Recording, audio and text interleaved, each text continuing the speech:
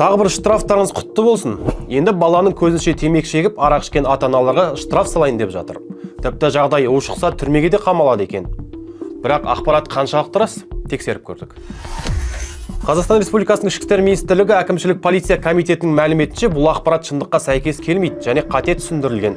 Қазақстан заңнамасында ата-ананың баласы алдындағы міндеттері әкімшілік құқық бұзушылық туралы кодекстің 127 бабында нақты жазылған. Алайда комитеттің ақпаратынша бұл бірнеше фактордың жиынтығымен дәлелденетін процесс, ал шешімді тек сот қана шығарады.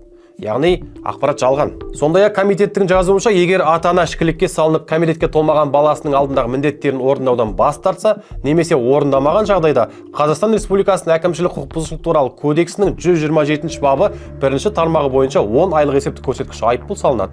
Ал егер бір жылда қайталанса, 15 айлық есептік көрсеткіш немесе 5 тәулікке дейінгі мерзімдегі әкімшілік қамаққа алу көзделген.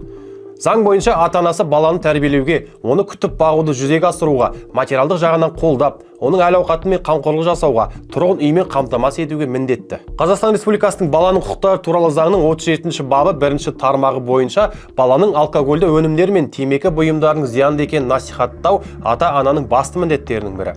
Бұл тек қана ата-анаға қатысты емес, сондай-ақ заңда өкілдері мен мемлекеттік органдар және баланы тәрбиелеу және оған білім беру функционалы, яғни мектептерге де қатысты.